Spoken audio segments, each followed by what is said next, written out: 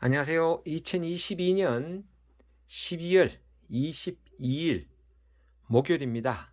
퇴근하고 이렇게 잠시 농약 이야기 해보겠습니다. 오늘은 어떤 이야기 하는가 하면 구독자 SMK님의 여러 질문 제가 길어서 메모를 했습니다. 질문에 대한 답글 영상.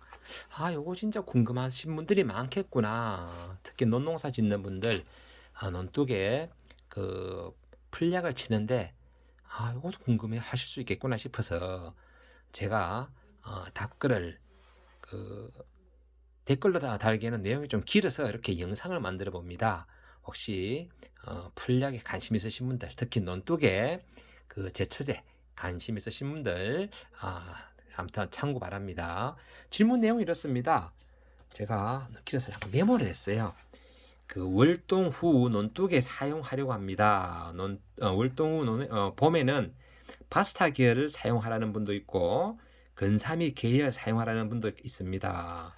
본질은 시기별로 바스타, 근사미 계통에 따라 사용하는데 어떤 효과 있나요? 아니면 굳이 상관이 없을까요? 라고 구독자 SMK님이 질문하셨습니다. 참고로 제가 휴대폰으로 영상을 찍기 때문에 이렇게 휴대폰으로 제가 본 댓글을 이렇게 한번 옮겨봤습니다. 제가 다 기억을 못해 너무 질문이 길어서요. 그래서 제가 이렇게 메모한 걸 봐가면서 하나하나 제가 한번 풀어보도록 하겠습니다. 먼저 월동 후 봄에는 파스타 계열이 좋을까 근사미 계열이 좋을까 이런 이야기 해볼게요.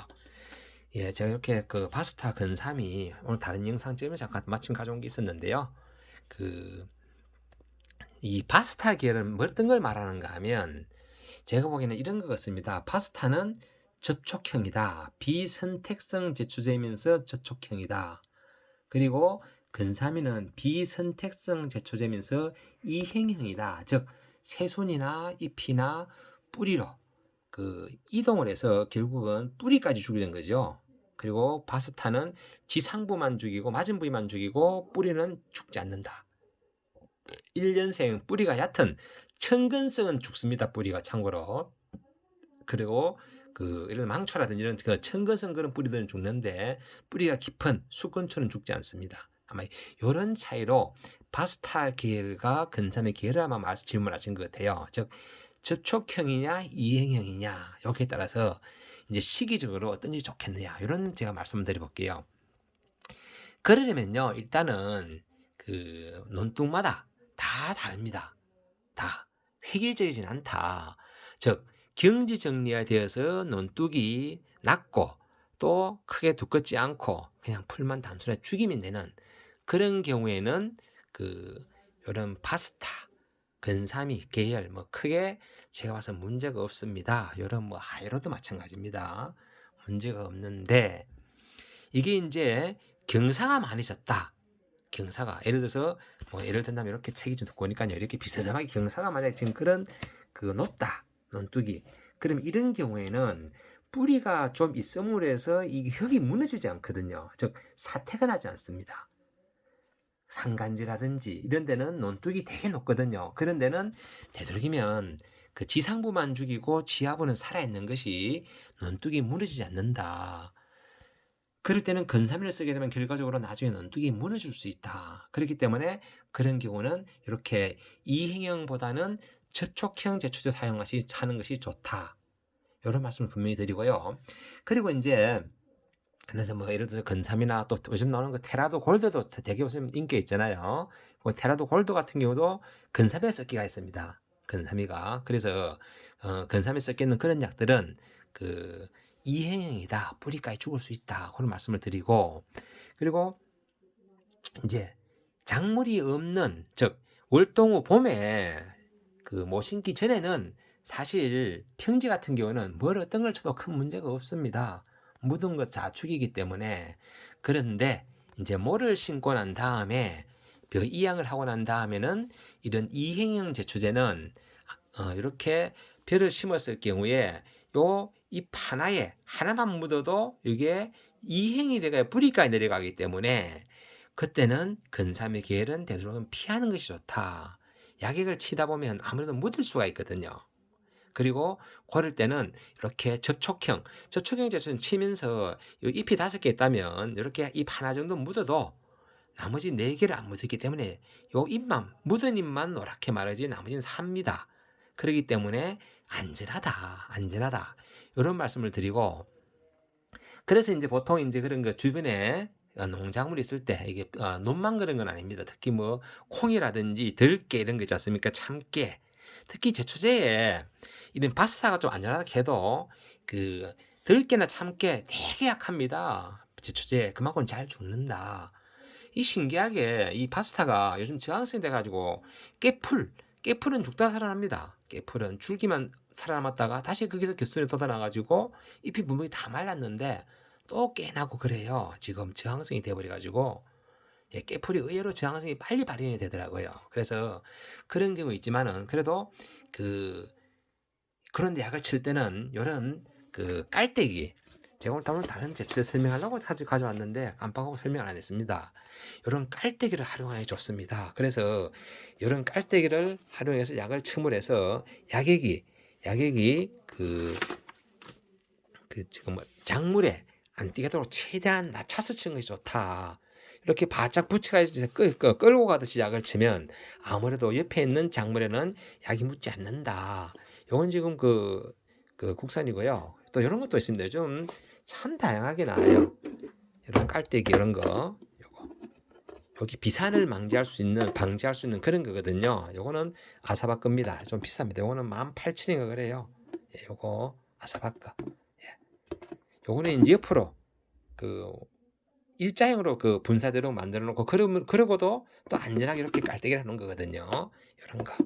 이런 거 활용해서 치면 좋다라는 말씀을 분명히 드려봅니다. 참고로 이게 이제 노는 뭐 크게 문제가 없는데, 예를 들어서 밭에 칠 때 이제 특히 콩이나 이런 거 칠 때 어떤 분들은 약액을, 이런 파스타는 좀 안전한데 만약에 테라도 골드라든지 이런 거 칠 때 자기는 이거 분명히 씌웠다. 근데 왜 죽었을까?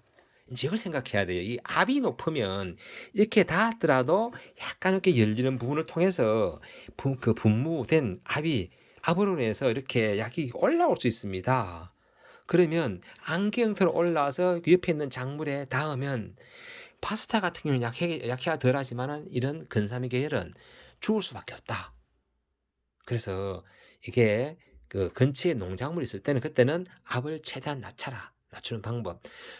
우리가 등에 짊어지는 그런 배부시 분무기나 충지시 분무기 같은 경우는 노즐로 양량을 적게 나오는 방법이 있습니다. 적게 나오게 하면 좀 답답하더라도 그만큼 압이 약하기 때문에 위로 이렇게 나오는 그런 부분이 없었기 때문에 아무래도 약해가 덜 납니다. 그래서 약 칠 때 그런 것도 하나의 좋은 요령이다 라는 말씀을 드리고, 또 질문 내용을 보면요, 이게 이제 계절별로 큰 차이가 없나요 하는데, 계절은 문제가 안 되고요, 작물이 있나 없나 따라서 이렇게 이행이냐 접촉형이냐 이행형이냐 여기 따라서 약해가 날 수 있기 때문에 작물이 없을 때, 즉 이양을 하지 않았을 때는 어떤 걸 쳐도 관계없다. 그리고 작물이 어떻게 벼를 심었을 때는 그때는 되도록이면 안전하게 이렇게 접촉형만 해가지고 일부 실수로 벼 잎이 한두 개 날아가더라도 죽지 않는 근사면 빼고요, 이런 약들 치는 게 더 안전하지 않겠나라는 말씀을 드려봅니다. 그리고 논독약 쳐놓으면 금방 풀 올라오죠. 그럴 때는 마침 제가 샘플은 없는데요, 마세트 물약이 있습니다. 마세트 유제.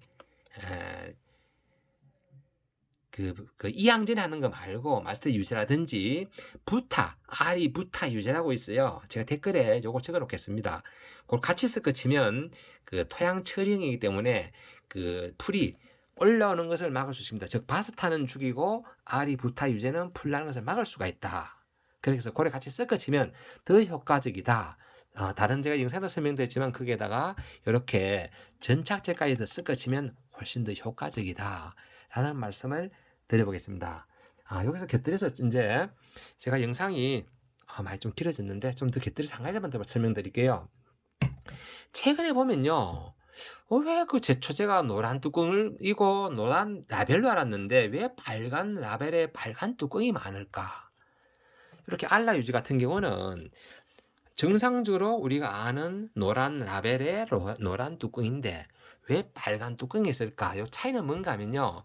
원래 제초제는 노란색으로 하고 주기를 하라고 이렇게 노란색을 해놨습니다. 근데 자꾸 사고가 나니까 이렇게 비선택성 제초제, 이런 비선택성 제초제, 이런 비선택성 제초제들은 빨간색으로 표기가 됩니다. 하이로소도 이게 비선택성이거든요. 예, 근삼이 마찬가지고. 그래서 비선택성 제초제는 빨간색으로 표기가 된다. 이런 말씀을 드려봅니다. 예, 감사합니다. 오늘도 좋은 날 되십시오.